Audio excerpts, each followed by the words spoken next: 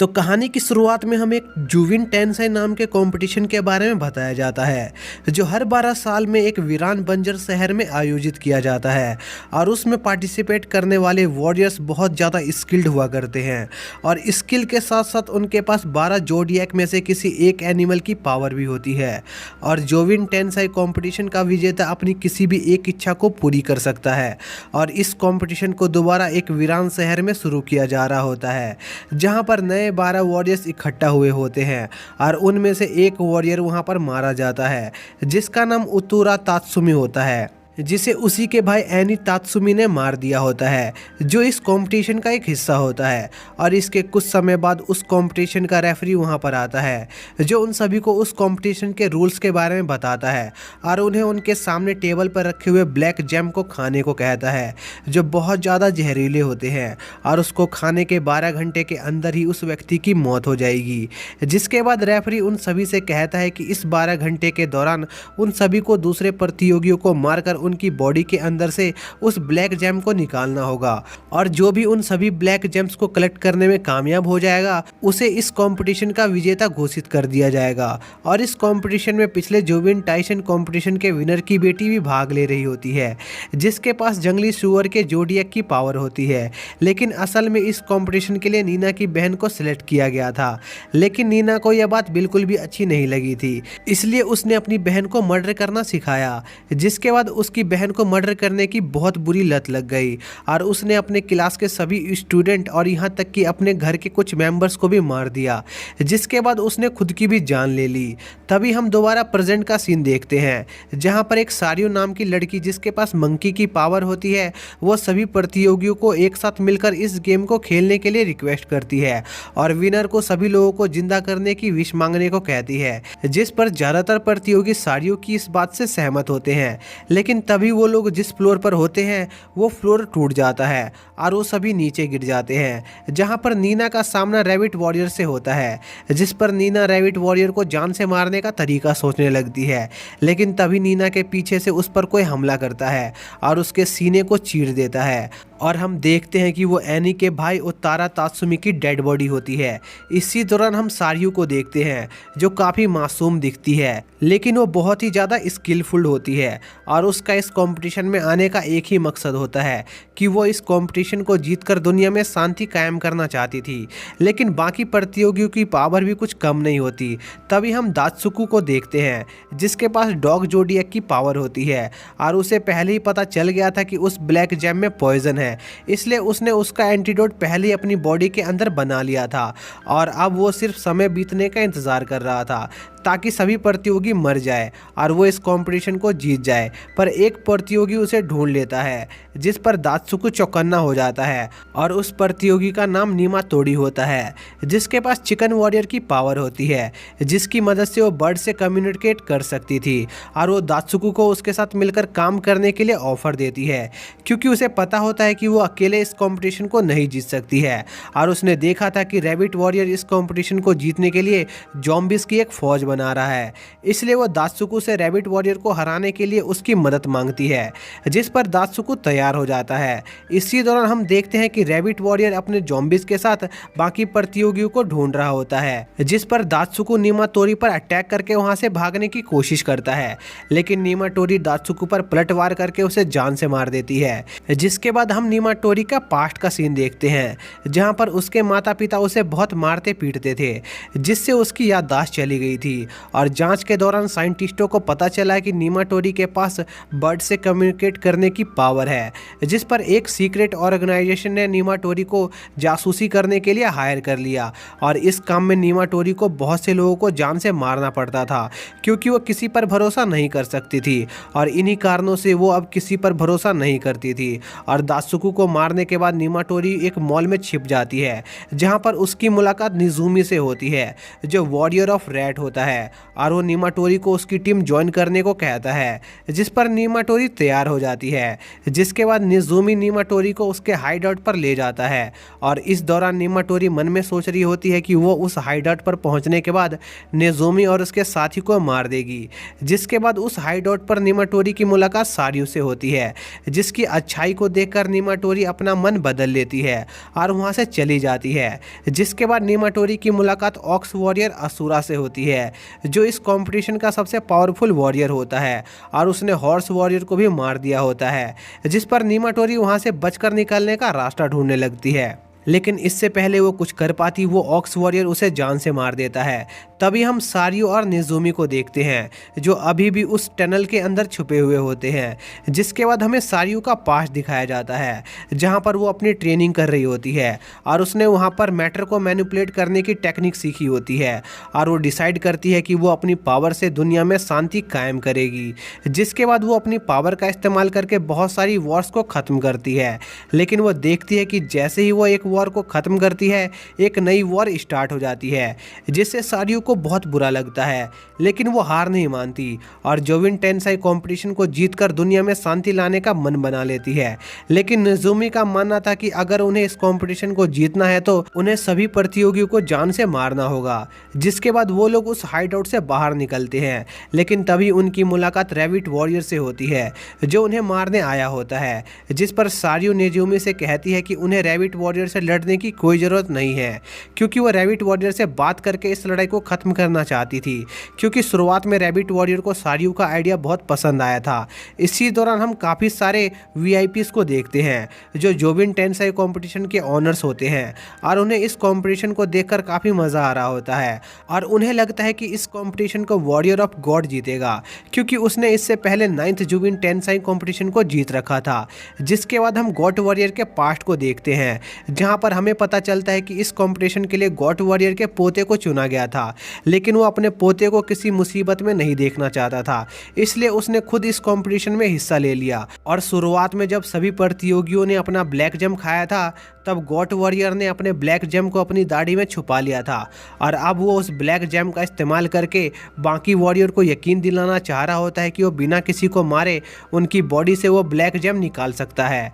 जिसके बाद वो उनके साथ एक टीम बनाएगा और मौका मिलने पर उन्हें मार देगा। जिसके बाद वो एक पावरफुल वॉरियर को ढूंढने के लिए निकल जाता है और उसकी मुलाकात वॉरियर ऑफ टाइगर टोरा से होती है, जो काफ़ी कमज़ोर लग रही होती है। जिस पर गोट वॉरियर उसे मारकर उसका जेम लेने की सोचता है, लेकिन टोरा नशे की हालत में भी गोट वॉरियर को मार देती है। जिसके बाद हम सारियो को देखते हैं, जो रैबिट वॉरियर को अपनी टीम में शामिल होने के लिए मना रही होती है, लेकिन रैबिट वॉरियर उसकी कोई बात नहीं सुनता और सारियो को जान से मार देता है। सारियो को मरता देखकर निज़ुमी वहां से भाग जाता है और एक जगह छुप जाता है, जहां पर उसकी मुलाकात वॉरियर ऑफ हॉर्स हाकू से होती है और वो भी वहां पर छुपा हुआ होता है और वो किसी तरह असुरा से बच गया था। जिस पर निज़ुमी हाकू से कहता है कि उसके यहाँ पर छुपने का कोई फायदा नहीं है, क्योंकि वो 12 घंटे बाद वैसे भी उस ब्लैक जेम के जहर के असर से मारा जाएगा। और यह कहकर वो वहां से चला जाता है, लेकिन हाकू अभी भी असुरा के डर से वहीं पर छुपा रहता है। लेकिन तभी वो देखता है कि उसको धीरे धीरे सांस लेने में दिक्कत आ रही है,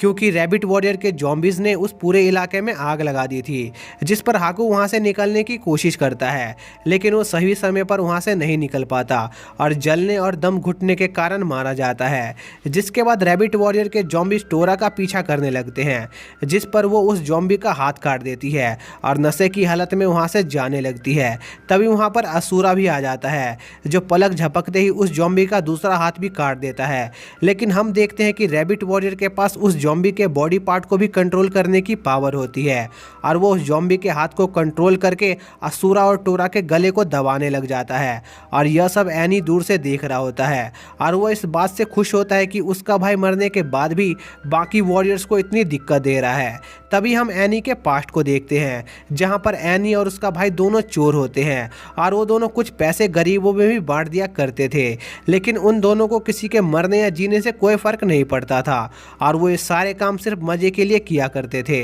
ताकि वो अपनी स्किल को बढ़ा सके। जिसके बाद हम असुरा और टोरा को देखते हैं, जहां पर असुरा टोरा के साथ टीम बनाने का फैसला करता है और टोरा की वाइन की बोतल में आग लगा देता है, जिससे टोरा उस जॉम्बी के हाथ से आज़ाद हो जाती है और अपनी अपनी जली हुई जैकेट को असुरा की तरफ फेंकती है, जिसका इस्तेमाल करके असुरा भी आज़ाद हो जाता है। इसी दौरान हम टोरा के पास्ट को देखते हैं, जहां पर हम देखते हैं कि टोरा टाइकोंडो में बहुत माहिर होती है और वो अपनी एबिलिटीज़ को बहुत ज़्यादा हाई लेवल पर ट्रेन करती है। जिसके बाद टोरा आर्मी को ज्वाइन कर लेती है और बहुत सारी बैटल लड़ती है, लेकिन एंड में वो देखती है कि सभी लोग एक दूसरे को पावर की लालच में मार रहे हैं और टोरा अपनी जीत से बिल्कुल भी खुश नहीं होती और अपने सभी साथियों की मौत और दुखों को भुलाने के लिए नशे का सहारा लेने लग जाती है। और अपनी कुछ बैटल्स के दौरान टोरा को अपनी टाइगर वॉरियर की एबिलिटी का पता चलता है, जिनका इस्तेमाल करके वो कई सारी वॉर्स जीत जाती है। लेकिन टोरा के माता पिता को उसका ये रूप बिल्कुल भी पसंद नहीं होता,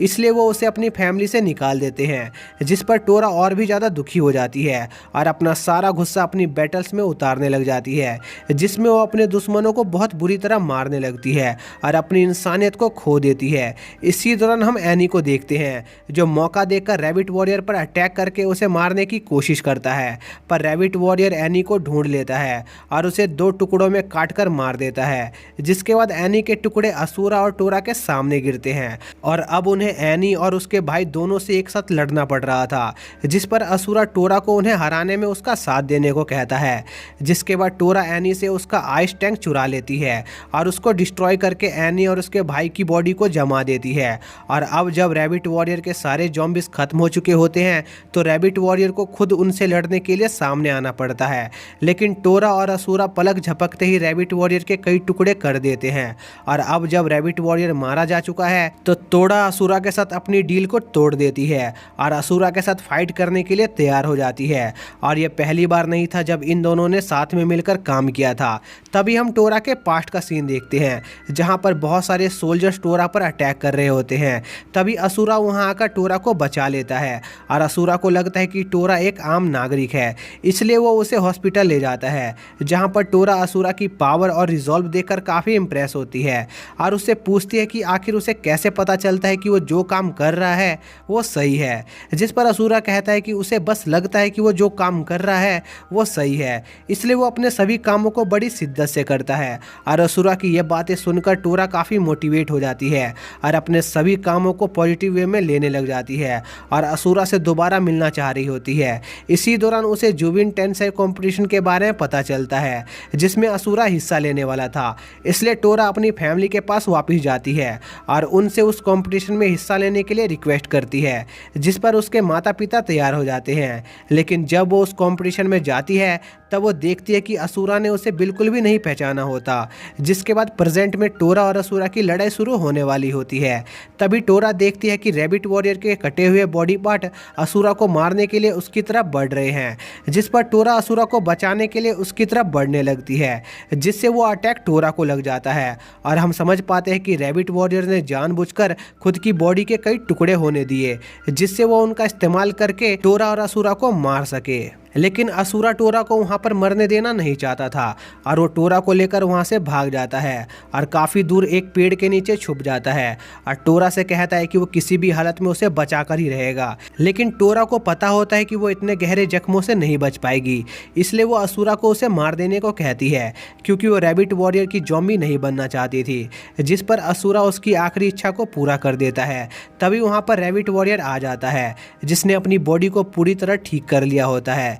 जिस पर असुरा अपने आसपास के व्हीकल के फ्यूल का इस्तेमाल करके रैबिट वॉरियर के बॉडी को जलाने का फैसला करता है और उस पर अटैक करके उसकी बॉडी के टुकड़े करने लगता है। लेकिन तभी रैबिट वॉरियर की बॉडी में से साड़ियों निकलती है, जो असुरा को पकड़ लेती है और असुरा समझ जाता है कि वो अब रैबिट वॉरियर से नहीं बच पाएगा। लेकिन वो रैबिट वॉरियर का ज़ॉम्बी नहीं बनना चाहता था, इसलिए वो खुद को मारने की सोचता है, लेकिन वो ऐसा नहीं कर पाता। तभी वहाँ पर नेज़ुमी आ जाता है, जिसके हाथ में एक बॉम्ब होता है और वो उस बॉम्ब का इस्तेमाल करके वहाँ के सभी लोगों को मार देता है और उन सभी के ब्लैक जेम को कलेक्ट करके हेडक्वार्टर पहुँचता है, जहाँ पर उस कंपटीशन का इंस्ट्रक्टर नेज़ुमी से पूछता है कि आखिर उसने उन पावरफुल वॉरियर्स को कैसे हराया। जिस पर नेज़ुमी उसे बताता है कि उसकी स्पेशल एबिलिटी है कि वो किसी भी इवेंट को 100 बार जीत सकता है और अब तक उसने जुबिन टेंसाई कंपटीशन को पूरे 100 बार खेला है और हर एक राउंड में उसने अलग अलग तरीके आजमाकर इस कंपटीशन कंपटीशन को जीतने की कोशिश की, जिसमें से एक तरीका काम कर गया और वो इस कंपटीशन को जीत गया। और नेज़ोमी उन्हें अपने सारे राउंड में हुई घटनाएं बताकर वहाँ से जाने लगता है, जिस पर उस कंपटीशन का इंस्ट्रक्टर नेज़ोमी से कहता है कि जब वो अपनी विश के लिए तैयार हो जाए तो उसे बता दे। जिसके बाद नेज़ोमी अपनी विश के बारे में सोचने लगता है कि उसे क्या मांगना चाहिए, और वो इस बारे में अपनी एक दोस्त से भी पूछता है, जिस पर उसकी दोस्त उसे बताती है कि अगर वो उसकी जगह होती तो वो दुनिया के सभी लोगों की इच्छाओं को पूरी करने की विश मांगती। लेकिन नेज़ोमी को इस विश में एक कमी लगती है, क्योंकि उसकी इस विश से बुरे लोगों की भी इच्छाएं पूरी हो जाएंगी, जिससे दुनिया में तबाही मच जाएगी। जिस पर वो सोचता है कि उसे अपने दोस्तों को वापस जिंदा करवा देना चाहिए, लेकिन वो इस आइडिया को भी ड्रॉप कर देता है, क्योंकि उसकी इस इच्छा से उसके दोस्तों के सिर्फ क्लोन जिंदा होंगे, ना कि वो। इसलिए वो अपनी पावर को 100 बार से बढ़ाकर 1000 बार करने की सोचता है। लेकिन उसको यह विश भी ठीक नहीं लगता, क्योंकि उसको अपनी पावर के कारण काफ़ी दर्द सहना पड़ता था। जिसके बाद विश मांगने का दिन आ जाता है, जहाँ पर वो इंस्ट्रक्टर नेज़ोमी से उसकी विश पूछता है। लेकिन नेज़ोमी काफ़ी घबरा गया होता है कि उसे क्या मांगना चाहिए, और उसने कुछ तय नहीं किया होता, और वो काफ़ी बेचैन होने लग जाता है, जिससे तंग आकर वो अपनी विश मांगने के मौके को भुलाने की विश मांगता है। जिस पर इंस्ट्रक्टर उसकी विश को पूरी कर देता है, और नेज़ोमी जुबिन टेंसाई कंपटीशन के बारे में सब कुछ भूलकर अपनी नॉर्मल लाइफ जीने लगता है। और इसी के साथ ये सीरीज़ यहीं पर एंड हो जाती है। और इस सीरीज़ से हमें ये शिक्षा मिलती है कि अगर किसी इंसान को लाइफ में हर चीज़ मिल जाती है तो वो इंसान अपनी लाइफ को एंजॉय नहीं कर पाता है, क्योंकि लाइफ का मतलब ही यही है कि ज़िंदगी में होने वाली अनचाही चीज़ों को स्वीकार करना। और इसी के साथ यह वीडियो यहीं पर ख़त्म हो जाता है। तो दोस्तों, अगर आपको ये वीडियो ज़रा सी पसंद आई हो तो प्लीज़ वीडियो को लाइक कर दीजिए और चैनल को सब्सक्राइब कर दीजिए। तो मिलते हैं नेक्स्ट वीडियो में, तब तक के लिए बाय।